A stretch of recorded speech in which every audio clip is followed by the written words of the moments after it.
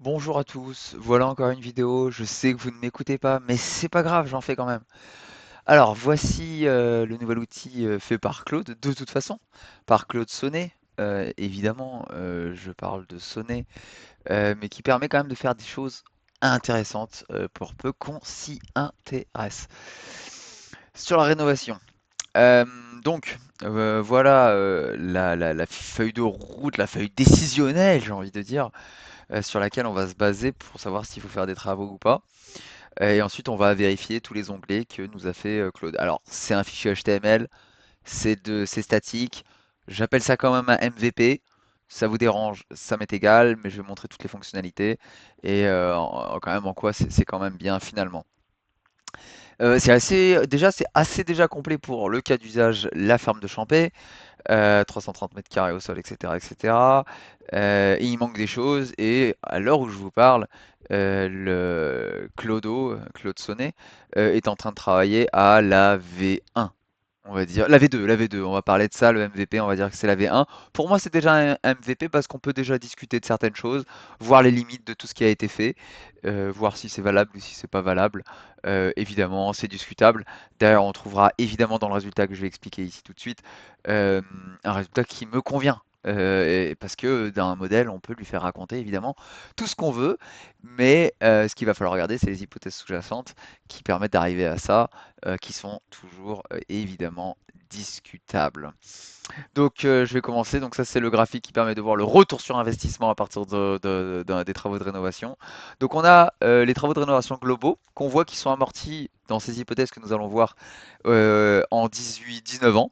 Et les travaux partiels, dans ce cas-là c'est quand on ne fait pas l'ITE. On fait uniquement, on redimensionne une pompe à chaleur plus élevée et on fait uniquement les rampants et les combles. On arrive à 22,1 ans. Donc en fait, voilà, on est placé dans cette hypothèse euh, pas neutre et pas anodine pour obtenir ce résultat. Donc, il n'y a pas.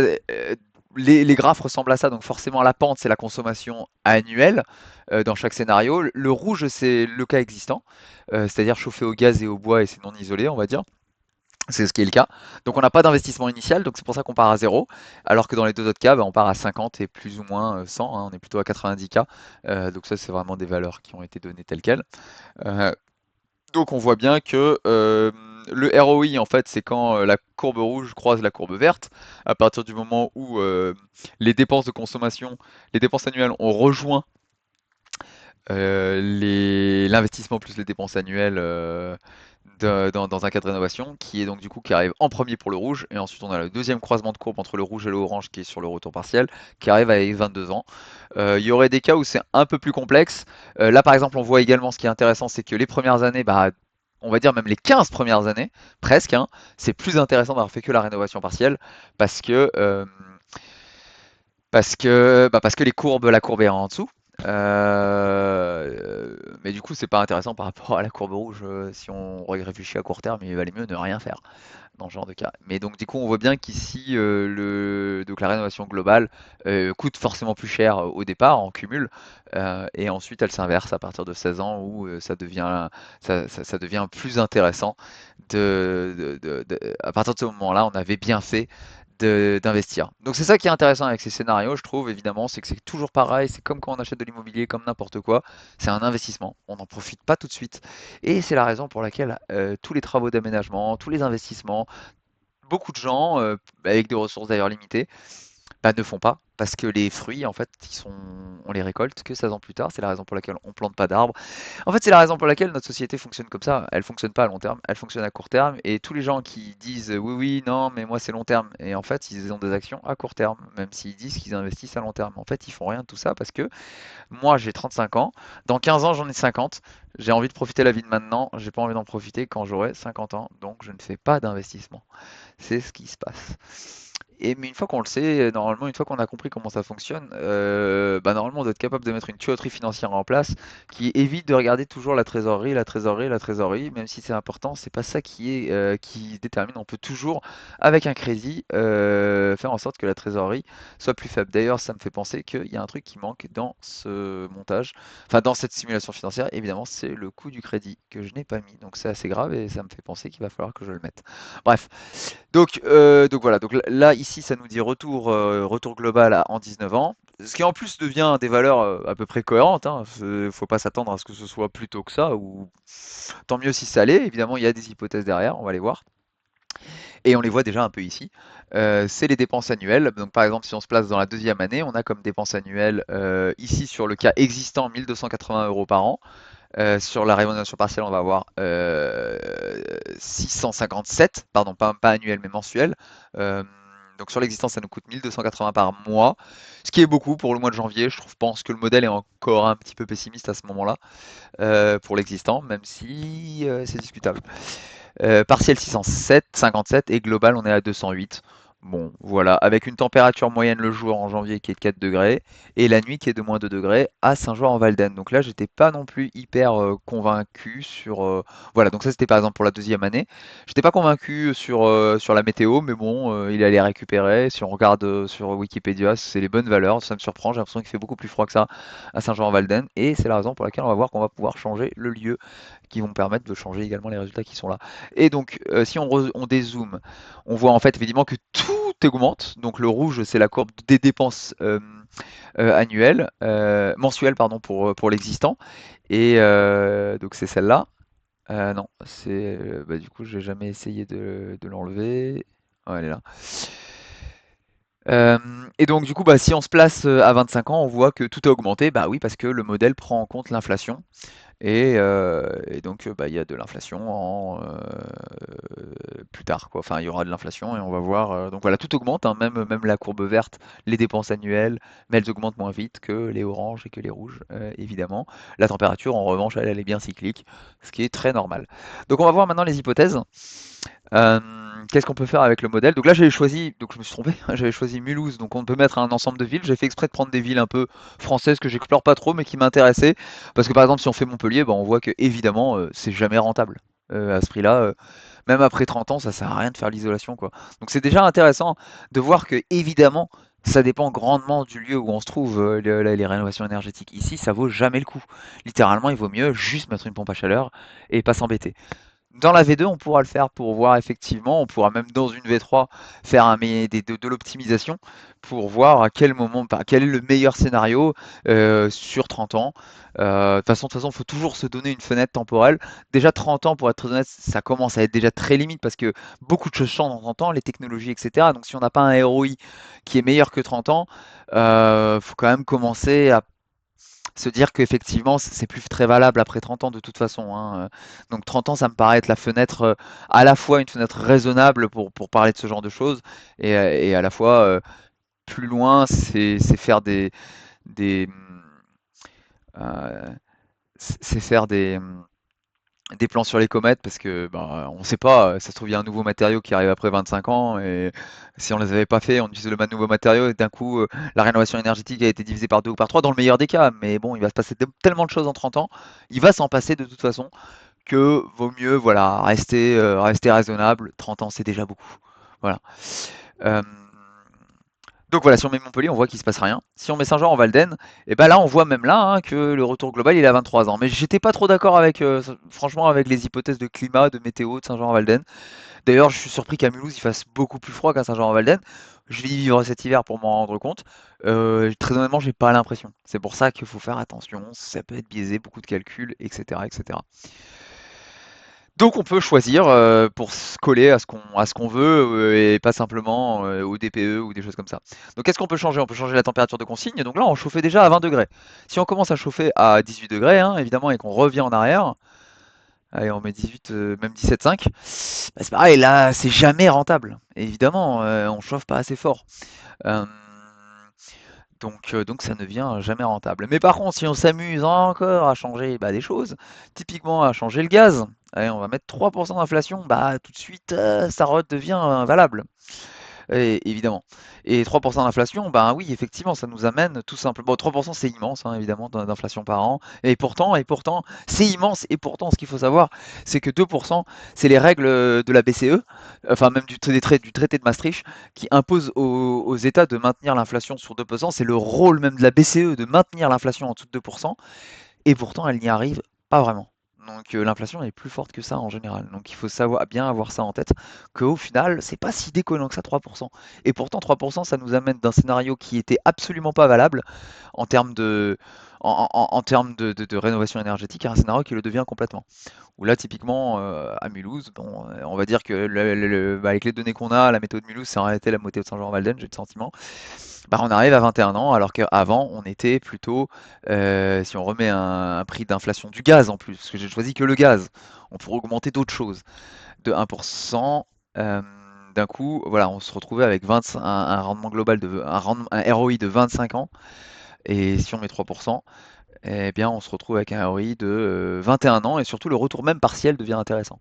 Évidemment, alors qu'avant il était sorti de. On va voir pourquoi le partiel est moins intéressant. Il était sorti du cadre de la fenêtre en fait, hein. Et en plus, on est qu'à 17,5 degrés. Si maintenant on met quelque chose de plus raisonnable, parce que 17,5 ça commence à être quand même un peu froid, hein, on va pas se mentir, il y a quand même un, un inconfort quand même à cette température. Si on met maintenant une température de consigne de 19 degrés, bah pareil, hein, là on baisse encore le ROI, on se passe à 18 ans. Et là, on commence à avoir des hypothèses, bon, franchement, qui sont raisonnables. Forcément, si on met de l'électricité à 2%, ce qui serait raisonnable, automatiquement, on recule encore, mais on recule pas tant que ça, parce qu'évidemment, on consomme moins de, comme on a rénové, on consomme moins d'électricité. Donc, et c'est aussi pour ça que je milite un petit peu pour faire la rénovation, parce qu'on devient moins sensible à toutes ces hypothèses une fois, enfin moins en tout cas, on est sensible aux hypothèses maximales hyper généreuses envers un système dans lequel on rénoverait pas, c'est-à-dire pas d'inflation, pas de prix du gaz qui augmente. Bon, la météo, effectivement, si on voudrait dire avec le changement climatique, ça aura pas d'incidence, alors oui, ça devrait être intéressant. Dans les hypothèses où on chauffe aussi doucement, on garde une température intérieure de consigne qui est faible. Voilà, si on se met dans toutes les hypothèses valables pour dire que c'est pas intéressant de faire de la rénovation, automatiquement ça le devient. De toute façon, on peut choisir le jeu d'hypothèses qui font que dans un cas ou dans un autre, on obtiendra le résultat qu'on souhaite. Évidemment, c'est ce qui est vrai dans tous les modèles d'une certaine façon. Ce qui est intéressant, c'est surtout d'avoir une certaine conviction de ce qui va se passer dans le futur et de faire ses choix en fonction de ses convictions et d'avoir mis les métriques qui sont ici pour dire ah voilà ce à quoi on devrait arriver si on faisait ça. Ah donc effectivement ça pourrait être intéressant ou pas intéressant. C'est à ça que sert la quantification, à pouvoir prendre des décisions éclairées. Donc on va voir en tout cas le jeu d'hypothèses sur lesquelles on peut se baser. En fait, dans ces hypothèses-là, dans l'existant, qui est donc la maison de Saint-Jean-en-Valden, on, on a le droit en fait de continuer à chauffer et même on a mis une puissance de 11 kW. En réalité il est à 14 mais on va dire 11 et on le fait tourner à peu près 10 heures par jour. Forcément on peut aussi changer ça. Si on fait 6 heures, ben, on se pénalise. Donc en fait on consomme plus de gaz et automatiquement encore une fois les retours sur investissement deviennent meilleurs, etc., etc. Mais là on n'a pas trop de raison de faire ça parce qu'on sait qu'on va bourriner sur le chauffage. En plus le bois on le paye pas ou quasiment pas. Bon allez on peut mettre 0,5 parce que là si on devait l'acheter, peut-être qu'on devra l'acheter, ça paraît très raisonnable. À ce moment-là, de toute façon, tout monte un peu. Donc c'est un peu agnostique, quoi qu'il arrive. C'est plutôt sur les dépenses générales. C'est pas tout à fait agnostique parce qu'il y a quand même l'inflation dans le modèle. Mais, euh, mais bon, voilà. Donc on peut changer le prix du bois, qui est au correct, à peu près 5 centimes du kilowattheure. En réalité, c'est à peu près ça. On a aussi le rendement du poêle à 80 qu'on peut changer. Donc la durée de combien on utilise de bois dans la journée. Voilà, qu'on a quand même mis assez élevé, normal, hein, ça pourrait même être plus. Euh, L'inflation au niveau du bois, bon, c'est encore agnostique ça, hein, d'une certaine façon, ça va pas changer grand-chose. Et ensuite, on a les entretiens courants. Donc, les entretiens courants, c'est qu'en gros, bon, bah, on rajoute un peu aussi pareil une pénalité sur chaque, pour en fait simplement le maintien, l'entretien du poêle, etc. Et, et donc, on a également la durée de vie du système de chauffage. On considère que c'est pour tous à peu près 20 ans. On peut même mettre, allez, 17. Voilà, et donc ça augmente en fait les dépenses d'entretien annuelles pour les trois scénarios, c'est-à-dire le scénario existant, le scénario rénovation partielle et le scénario rénovation globale. Et automatiquement ça les augmente parce qu'il faut changer le système à partir d'un certain temps. Et c'est là en fait qu'on va voir pourquoi. C'est plus intéressant d'avoir la rénovation globale que la rénovation partielle. D'ailleurs, les courbes vont s'inverser si on change cette valeur-là, hein, probablement. Bah, tout simplement parce que la rénovation partielle, elle utilise plus euh, de kilowatts de pompe à chaleur, et donc quand il faut changer la pompe à chaleur, bah, ça coûte plus cher. Tout simplement, donc c'est pour ça que là, ça a été annualisé. La pompe à chaleur, elle coûte 25 000 dans le cas de la rénovation partielle, elle coûte que 15 000 dans le cas de la rénovation globale. Le coefficient de performance, il est à 2,5, donc il est assez pessimiste, hein, en réalité. On pourrait aller vers 3, hein. Mais bon, à Saint-Jean-en-Valden, on va quand même, moi je trouve, compter 2,5. Là, on pourrait le rendre dynamique, mais alors ça va être un merdier, c'est encore un peu plus compliqué dans les équations de soi, donc on va pas s'emmerder, on va dire que c'est 2,5. C'est aussi les limites du modèle, hein. Et le rendement de la chaudière, on a mis 80, voilà. Donc ça nous fait évidemment 750 pour les dépenses dans l'existant pour les dépenses d'entretien annuelles, qui comptent évidemment le remplacement du système une fois qu'il n'est plus valable. Pour le type de rénovation, donc là voilà, c'est pas forcément euh, très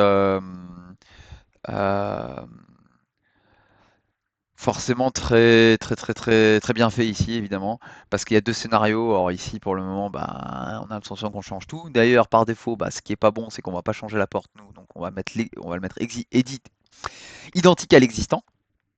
Et on va pas non plus changer le sol, donc ça va vous faire identique à l'existant. Et là, de toute façon, on peut mettre aussi identique à l'existant, parce que de toute façon, les menuiseries ont été changées. Et on va voir que ça change pas grand-chose, évidemment, parce que c'est quand même du détail, ces trucs-là. Donc voilà, en tout cas, pour le jeu d'hypothèses, on peut changer les hypothèses, ce qu'on met plutôt, voilà. Donc c'est pas encore bien fait, puisqu'on peut choisir de changer du pisé par du parpaing, ce qui n'est pas du tout logique, alors qu'en fait, on devrait choisir que des isolants. Pareil pour les combles, mais en tout cas voilà, on a le jeu d'hypothèse qui est le jeu d'hypothèse valable, en tout cas pour l'instant, pour les rénovations qu'on a envie de faire. Et bon voilà, il y a toutes les explications ici en dessous de qu'est-ce que ça veut dire, quelles sont les limites du modèle, etc. C'est bien évidemment un modèle RC, un modèle de résistance pure, euh, qui a probablement ses limites, bien entendu, des limites très fortes, mais qui permettent de quand même discuter. Donc, on va aller sur le prochain onglet qui sont du coup bah, les dépenses consolidées pour voir si on trouve des choses absurdes dans les dépenses tout simplement annuelles, et on en trouve, malheureusement, on en trouve déjà. Euh, D'ailleurs, peut-être qu'on pourrait aller voir l'enveloppe thermique à la surface des pertes avant, peut-être, ce serait plus malin. Bon, on va rester sur les dépenses annuelles ici. Donc on voit les trois scénarios à chaque fois, et donc les dépenses annuelles et les dépenses cumulées, qui vont pas nous intéresser. On va prendre que les dépenses annuelles, parce que c'est là où on a envie de voir s'il y a des problèmes ou pas. Donc là, en fait, on tombe sur quelque chose qui est assez cohérent. Bon, les chiffres font que ça marche à peu près, ça collerait à peu près à la réalité. On a à peu près 5 814 euros la première année, puisqu'après il va y avoir de l'inflation. Euh, donc ça nous coûte environ 5 814 euros de chauffage par an, tout simplement de dépenses générales, un total pour chauffer sa maison, en gros. Donc les dépenses annuelles, ce qui est correct. En soi, c'est pas si excessif que ça, hein, pour une maison de cette taille-là. C'est même probablement, je pense encore un petit peu optimiste en réalité. Je pense que moi, c'est plus élevé qu'aujourd'hui malgré tout. Mais ici, bon, avec le modèle RC qu'on a, quasiment R, hein. Le C, on l'oublie, hein, de toute façon, c'est R. Voilà, on est à 5 814, ça me paraît cohérent. Euh, En rénovation partielle, on passerait à 4000. Bon, bah, c'est un gain, hein, de toute façon, hein, 4000 c'est bien. C'est probablement un peu pessimiste, mais en même temps, comme je le dis, il y a tout, on va voir pourquoi dans les dépenses détaillées, parce que là c'est global. Et en rénovation globale, on est à 1689, ce qui est cohérent aussi, on n'est pas à 500 euros, et là on se dirait, ouais, bon d'accord, il y a rien. Et puis ça augmente à cause de l'inflation. Et forcément, bah, évidemment, les chiffres deviennent très élevés au bout de 30 ans, hein. Dépenser du chauffage, c'est très élevé au bout de 30 ans. Donc ça, c'est vraiment pour la vue globale. Voilà, voir s'il n'y avait pas une absurdité à un moment ici. On va pouvoir en trouver ailleurs des absurdités. On va aller sur les dépenses mensuelles. Et donc là, c'est vraiment mois par mois, parce que le modèle prend en compte le climat, et il prend en compte voilà, qu'en en janvier il va faire plus froid qu'en été.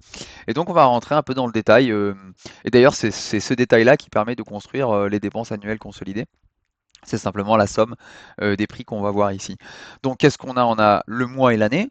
Donc on est en mois de janvier, on a le prix du gaz, donc le prix du gaz qui augmente avec l'inflation qu'on a mis, le prix de l'élec qui augmente avec l'inflation qu'on a mis, la température journalière et la température de nuit moyenne.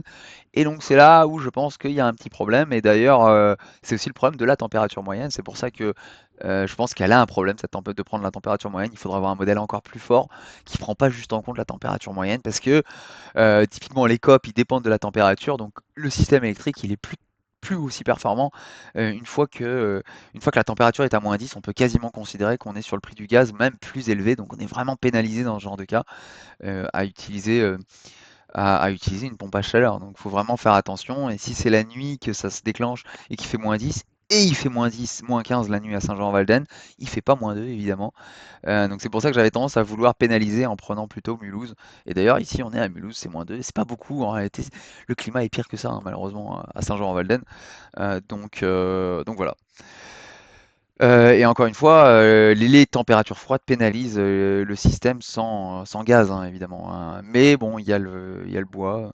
Et donc on a les flux solaires. Donc là, pareil, hein, faut être prudent, hein, je les ai mis. Faut être prudent, voilà, parce que je les ai mis. Ça dépend de l'irradiance, etc. Bon bah voilà, mais c'est pas non plus énorme, hein. Dans les temps où il fait froid, on se rajoute 656, c'est-à-dire on laisse les fenêtres exposées au soleil. On a quelques fenêtres sud. D'ailleurs, je vois que je me suis trompé parce que j'ai mis toutes les fenêtres alors qu'il fallait mettre que les fenêtres sud. Donc le flux solaire est surestimé. C'est la raison pour laquelle les dépenses sont plus faibles. Mais encore une fois, ça reste un peu agnostique parce que tout le monde gagne, tous les scénarios sont gagnants là-dedans, donc c'est plutôt tout est monté par un offset, tout descendu par un offset, suivant qu'on met du flux solaire ou pas. On pourrait retirer cette hypothèse en réalité, parce que je vois qu'en plus en parlant que j'ai oublié de mettre que les fenêtres sud, ce qui est problématique, hein, évidemment. Euh, donc si on prend le scénario existant, on voit que comme besoin total de chauffe, on aurait environ 9172 kWh par mois, enfin en tout cas sur les mois froids, ce qui me paraît très cohérent. Enfin en tout cas ça me paraît pas du tout déconnant quand la maison n'est pas isolée, voire c'est probablement en plus. Là c'est la part bois, donc en fait comme on dit qu'on va chauffer avec du bois, que ça va nous faire économiser, etc. Je voulais prendre en compte ce cas parce que ce serait faux de dire qu'on n'utilise pas ce système-là, il est quand même déterminant. Parce qu'il fait significativement baisser le nombre de calories qui est nécessaire à chauffer avec du gaz. Et comme c'est bon marché, c'est clairement le mode qu'on utilise en Isère pour se chauffer et c'est clairement le mode le plus, le plus économique. Donc là, on pourrait même se poser la question pourquoi bah, on mettrait pas que des systèmes au bois qui seraient que moins chers, etc. Évidemment, bon, bah, c'est pas ce qu'on fait, mais c'est vrai, la question se poserait du coup, puisque le bois est ouais, clairement moins cher, hein. Donc pas les granules, mais le bois. Euh, donc le coût du bois, ce serait 136 euros par mois, ce qui me paraît aussi assez cohérent, hein, du coup, d'un coup, évidemment. Et la part du gaz, ce serait donc il nous faudrait 6440 kWh, pareil, hein, ce qui n'est pas énorme, mais donc du coup, ça nous met un coût du gaz à 1047. Et pareil, le gaz ici, il a été fixé à 130 euros du mégawattheure. Je suis pas sûr que ce soit vrai. C'est vrai à Mulhouse, nous on est à peu près à ça, et un peu, voire un peu plus. Mais en réalité, le gaz de propane en citerne, il est beaucoup plus cher que ça. Donc on est probablement pas à 130 ici, on est probablement plus cher. Mais ça nous amènerait bon, plus cher. Donc bon, bah, faut, voilà. On a les coûts d'entretien, évidemment, qui découlent des hypothèses qu'on a dit qu'il va falloir remplacer quand même la chaudière à un moment, ce qui est vrai. Et donc on a un coût du gaz à 1047 euros par mois dans les mois les plus froids. Et je pense que c'est quand même cohérent sur les mois vraiment froids. On est à ça. On est à 800 euros sur le mois de février. Moi, je me rappelle qu'il y a, quand c'était plus du tout, pas du tout isolé, que c'était vraiment pas sur thermique total, on n'avait même pas remplacé les menuiseries. On était plutôt à 1005. En réalité, on était à 1005 avec un prix du gaz qui était bien plus bas qu'aujourd'hui. Donc aujourd'hui, ça exploserait en fait. On serait à 2000, 2005, enfin des trucs qui sont complètement absurdes en fait, qui font qu'on peut même pas vivre dans la maison en fait, hein. Donc c'est toujours ça qui est difficile hein, avec les hypothèses, etc. hein, évidemment, hein. Donc ça nous donne voilà le coût total, bah, le mois de janvier coûte 1002 encore, à l'heure actuelle, à peu près 1240 euros, et ça me semble à peu près cohérent. Si maintenant je ne veux pas rentrer trop dans le détail, mais on va prendre les cas de rénovation partielle, bon bah on a un coût élec qui est à 422 qui est quand même élevé, et c'est là où effectivement il y a un problème sur le modèle de rénovation partielle, bah, parce qu'on le voit tout de suite, on consommerait quasiment rien en électricité. En entretien, on serait évidemment à 83 euros parce qu'il faudrait changer le système, mais un système qui sert à rien puisqu'il chauffe jamais. Donc ce serait problématique. Sachant qu'il y a aussi l'eau chaude sanitaire, évidemment, qu'on compte pas, mais qu'il faudrait. Euh, et donc on serait environ à voilà, 48 euros dans les mois froids, ce qui est impossible, hein. Évidemment, ce serait beaucoup plus élevé. Donc là, on voit bien qu'il y a quand même un problème et on va voir où c'est qu'il pourrait être. Pour moi, il n'est pas évident à voir avec ce modèle-là où c'est que le problème pourrait être parce que bah, on va voir dans les hypothèses des enveloppes thermiques que c'est pas si déconnant ce qui a été mis. Et quoi qu'il arrive, ben, voilà, on serait à 268 € pour le coût total pour le mois de janvier. Ce qui est déjà beaucoup, mais ça compte quand même, encore une fois, le remplacement du système, etc. Qui a 83 ici, alors qu'ici il est à 125, hein, puisque le système ben, il est plus lourd, hein, deux pompes à chaleur. Enfin, en tout cas, une pompe à chaleur beaucoup plus grosse en cascade. Voilà. Donc, si maintenant on va dans l'enveloppe thermique, donc là on va voir, bah, effectivement, c'est issu du DPE, c'est-à-dire quels sont les murs, qu'est-ce qu'on a comme mur, qu'est-ce qu'on a comme comble, qu'est-ce qu'on a comme rampant, etc. Et aujourd'hui, bah, on a du mur en pisé. Donc le lambda du pisé c'est 0,75 et on a 60 cm d'épaisseur. Voir ici, il a même mis 80. Non, non, pardon. L'épaisseur, on l'a enlevée. Effectivement, je l'ai enlevée parce qu'elle m'agaçait. Elle servait à rien parce que si on va dans le catalogue des matériaux, en fait, on a tabulé les matériaux avec l'épaisseur déjà donnée. C'est-à-dire un mur en pisé, il fait 60 cm. Ça nous suffit et ça donne un R, une résistance de 0,8. Et même là, donc du coup ça donne une résistance 0,8. Il faut savoir effectivement que même 0,8 c'est pas la résistance.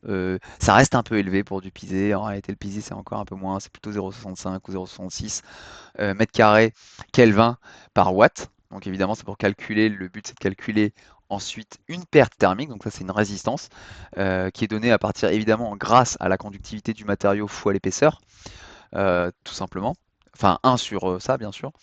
Euh, et après, on multiplie par la surface pour avoir la surface plus le delta T pour avoir les pertes en watts. Donc là, le delta T, il a été pris ici de façon indicative, puisque c'est pas lui qui est utilisé, puisqu'ensuite on a dans les hypothèses une température de consigne qu'on va utiliser qui va refaire le calcul. En tout cas, ici, il est utilisé pour calculer les pertes. Donc on va remettre, voilà, on va les ranger par les pertes existantes. Donc c'est les contributions des surfaces qui sont les plus énergivores, on va dire. Bah là on a un mur en pisé qui fait 113 mètres carrés. Et donc du coup automatiquement bah, c'est beaucoup plus quoi. Ça fait une grosse surface. Et donc du coup, ben, c'est des grosses pertes avec un delta T de 22 degrés et une surface voilà, de 113 mètres carrés avec le pisé, etc. Donc si maintenant on change pour y mettre un matériau 160 mm de laine de roche, par exemple, on se retrouve avec un R qui est beaucoup plus élevé, bien évidemment. Bon, le lambda, on l'a pas, mais on s'en moque parce que bon, le lambda, on l'avait, hein, le lambda de l'isolant, hein. L'isolant pur, la laine de roche, il est connu, c'est 0,035. Bref, en fait, c'est quasiment la conductivité de l'air, puisqu'il faut savoir que les isolants, en fait, ce qu'ils font, c'est que ils emprisonnent de l'air, en fait, et c'est l'air qui est isolant. En soi, la laine de verre, la laine de roche, tout ça, c'est pas en soi isolant, c'est l'air qui isole, c'est l'air qui est emprisonné dans l'isolant qui permet d'isoler thermiquement. Et donc si on revient sur l'enveloppe, ben voilà, on a changé les rampants, enfin, dans le cas où on change, c'est ce que ça donnerait, puisque c'est un rénové global, et après quand on va faire rénové partiel, on va juste, le modèle de calcul va juste enlever, dire qu'il fait pas l'ITE ou des choses comme ça, quoi. Donc, euh, donc voilà. Et donc du coup on a les pertes thermiques par surface, sachant qu'on a aussi les pertes par menuiserie, et on voit bien qu'elles sont beaucoup plus faibles évidemment que les murs. Une menuiserie, même si ça a un lambda faible, hein, enfin un lambda plutôt élevé on va dire, donc un R relativement faible, si on prend le R d'une menuiserie on est à 0,8. Donc c'est nul par rapport à 5,3 sur les murs une fois qu'ils sont isolés. Et pourtant bah, c'est pas si grave parce que eh bien la surface est faible. Donc quoi qu'il arrive, c'est pas par là que les calories s'échappent. Et donc du coup sur ce modèle-là, on voit qu'effectivement même sur l'existant, les pertes elles sont pas monstrueuses, hein, elles sont à 14 000, en tout cas avec ce delta T, et alors que sur l'état rénové elles sont à 6 000. Donc là c'est peut-être que l'état rénové il est peut-être encore un petit peu trop, mais voilà, on gagne en mettant des R un peu forts partout, hein, parce qu'on a mis des R sur les combles, des résistances fortes sur les combles, on est quasiment à 7, ce qui est normal, hein, c'est ce qu'on fait quand on fait les combles et qu'on met, je sais plus combien d'épaisseur, mais au moins 230 mm d'épaisseur de laine de roche, on se retrouve avec un R très puissant par rapport au R existant avec 4 cm de laine de verre. Donc on est à 4 ou 8 parce que là il y a plein de ponts thermiques, voilà. Donc on peut aller voir ensuite les surfaces et pertes par scénario et par surface. tout combiné. Donc là, on voit que les murs, on a 259 mètres carrés. Donc on a, à cause de ces 259 mètres carrés, on a 7000 watts de perte. Le sol, qui est pas négligeable, hein, 3000, qu'on fait pas d'ailleurs. Ensuite, on a les rampants. Et les rampants, ben, c'est pas si énorme que ça. C'est ça le problème, c'est que comme il y avait un peu de laine de verre, finalement, bah, il y en avait quand même un peu. Donc ça isole un peu. Après, à voir. Peut-être que ça isole pas du tout, parce que parce que parce que finalement elle est peut-être mouillée, il y a peut-être des problèmes, donc là ce serait encore pire finalement, voilà. Bon bref, peu importe, on va dire qu'il était en fait en réalité un peu isolé. Forcément, on peut pas savoir tout parfaitement. Donc là, ça, c'est ce qu'on traite. Forcément, une fois qu'on fait la rénovation partielle, on va pas faire les murs, mais on va faire le reste. Mais forcément, bah, si on regarde les murs, et ben les murs en partiel, ils consomment beaucoup, hein, ils consomment toujours la même chose, évidemment. Et c'est lui, et c'est ça qui consomme le plus. Euh, voilà, si on regarde maintenant, bah, voilà, juste le graphique, bah, on voit bien, voilà, le ski global, bah, les murs, ça consomme peu. C'est maintenant la dalle qui consomme le plus. Les menuiseries consomment également, quoi qu'il arrive, hein, puisque c'est des menuiseries. Euh, et les rampants, on n'a pas gagné énormément en fait, on gagne beaucoup sur les murs. Donc on pourrait dire ouais, mais voilà, il y a peut-être un problème dans ce modèle-là. En réalité, les rampants, on perd beaucoup plus, puisque c'est d'ailleurs enfin c'est d'ailleurs je pense que c'est d'ailleurs là où il y a un problème, probablement, parce que comme la chaleur monte, je pense que le modèle de résistance il est très mauvais à ce moment-là. C'est là où je pense que c'est faux. Les rampants les combles et rampants font bien plus mal que ce qui est là, où on voit les murs ici qui sont très élevés, alors qu'en fait dans la réalité, rampants et combles, comme la chaleur elle part par le haut, hein, ça fait très mal. Elle part moins par les murs.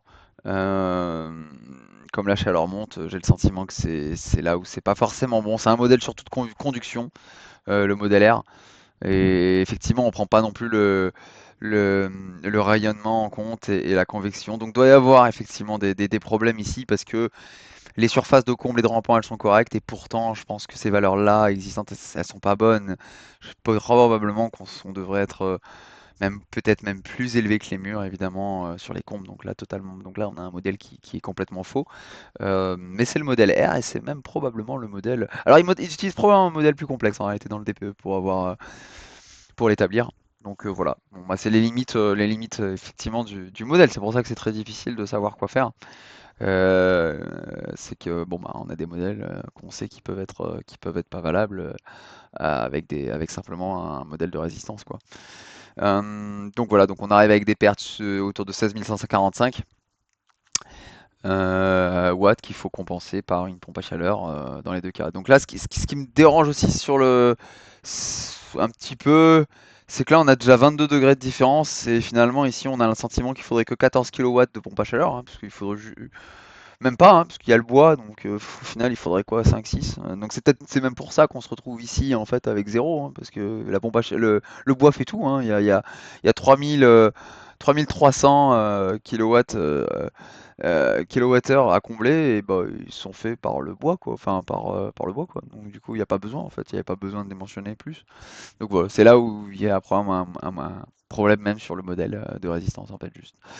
Et ensuite, on a la météo. Bon, voilà, ici, on a choisi Mulhouse, donc on voit le profil de météo qui va être appliqué sur le modèle. Et après, il y a le catalogue des matériaux. Voilà, donc si on revoit le graphique, évidemment, on se retrouve avec ces hypothèses-là, donc qui sont discutables, hein, c'est ce que je disais. C'est le MVP, c'est une V1. Euh, on se retrouve évidemment à probablement si on a une inflation de 3%, sachant que voilà, quand on va dans le déploiement mensuel, on s'arrive à se rendre compte ce que ça veut dire 3%. C'est ça que je trouve intéressant, c'est qu'ici 3% ça veut dire un prix de gaz qui au bout de 20 ans, on va se mettre 20 ans, bah, qui a quasi doublé, hein, voire qui a plus que doublé, hein. Il était à 130, il est passé à il était à 130 ici, il passe à après 20 ans. Il n'a pas encore doublé, il est à 230. Donc il a pris sans prendre trop non plus, hein. Voilà, et on a l'élec aussi, et c'est pas déconnant, hein. On imagine bien que dans 20 ans, il va pas être à 130, hein. C'est probablement même encore optimiste. Donc voilà. Donc ça, c'est tout ce qu'on voit avec ces hypothèses-là. Et c'est ce qui compte, c'est de discuter des hypothèses, des limites du modèle R pour faire ce genre d'exercice. Et, euh, et effectivement, ici, il n'y a pas le crédit qui a été pris en compte, qui devrait être pris hein, dans le cadre de rénovation. Et donc, du coup, sur la V2, on va travailler, enfin, c'est pas moi qui vais travailler évidemment, c'est le prompt que j'ai fait, sur, en fait, au lieu d'avoir trois scénarios, en fait, on va pouvoir construire des scénarios, les sauvegarder et avoir même un onglet rénovation qui va nous donner tous les frais de rénovation qui vont être tabulés plus ou moins avec les factures que j'ai obtenues au mètre carré. Au mètre carré et au kilowatt, par exemple pour la pompe, la pompe va falloir qu'il y ait un dimensionnement qui soit fait une fois qu'on connaît les pertes thermiques pour savoir quelle pompe on doit mettre, ce qui est relativement facile à faire, hein, c'est ce que font les artisans quand ils viennent, hein. Ils font un calcul très simple, hein. Ils partent du principe qu'il y aurait une certaine valeur de conductivité, c'est celle qu'on trouve ici dans le prédimensionnement. Le prédimensionnement il est tout bête, hein, c'est ce qui a été fait. Euh, donc Paris sur lui il était encore très mal fait, encore plus mal fait par l'artisan. Mais si on prend celui-là, on voit que voilà, c'est simplement quelle est la surface chauffée. En réalité, ben, la surface chauffée, peu importe que ce soit le volume à chauffer, en fait, ça c'est la même chose que les pertes, que les pertes thermiques. Là, il y a un volume à chauffer, certes, mais en fait, on s'en fout. En fait, on peut calculer, donc en fait, ce qui est important, c'est ça, c'est le coefficient de déperdition. Donc là, eux, ils partent d'un principe, ça va être 0,7 après rénovation, mais ils n'en savent rien. Ça pourrait être 0,8, 0,9. En tout cas, c'est ce sur quoi ils se basent pour venir euh, dimensionner le système. Donc eux, ils ont pris le choix que c'était 0,7 et après, bah, c'est pareil, c'est tabulé puisque ils doivent choisir 19 degrés comme température de consigne, ils doivent choisir moins 11 degrés dans la région. Donc le seul truc dont ils ont besoin, c'est la surface chauffée et la hauteur sous plafond qui donne un volume total à chauffer. En réalité, s'ils avaient un modèle bien fait, bah, du coup, ils prendraient les pertes thermiques. Ou vice-versa. Soit on a les pertes, soit on a le coefficient de déperdition, quoi. Mais le coefficient de déperdition, il est au doigt mouillé. Alors que les pertes, bon, bah, elles résultent du modèle R. Et en fait, il y a une corrélation entre les deux qui est immédiate. Et évidemment, une fois qu'on a ça, on a les pertes thermiques, hein. Il nous suffit d'avoir, au lieu d'avoir les mètres cubes, il nous suffit enfin, une fois qu'on a les mètres cubes, puisqu'on les a ici, c'est 649, bah, on connaît les pertes thermiques totales du bâtiment par degré ou les pertes totales si on applique le delta T. En tout cas, on a des watts par Kelvin dans les deux cas. Si qu'on utilise le bâtiment, les pertes thermiques du bâtiment ou qu'on utilise le coefficient de déperdition, c'est la même chose. Ça revient au même. Donc on arrive à voir s'il y a une corrélation, s'il y a enfin si ça coïncide ou pas. Et donc c'est comme ça qu'il dimensionne. Ensuite, il se retrouve avec une puissance de chauffe qui est de machin. Donc c'est ce qui va être fait dans la prochaine version ici, hein, et donc du coup avec un prix au kilowatt installé, qui est environ de 1 200 euros, on va dire pour le moment.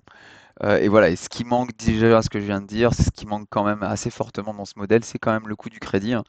En prenant en compte, évidemment, on peut prendre en compte le taux zéro, mais on va se retrouver quand même avec un coût de crédit, avec un financement qui rajoute ici sur l'investissement en plus, soit 40 000 euros, soit 20 000 euros, évidemment, parce qu'il faut les financer les travaux.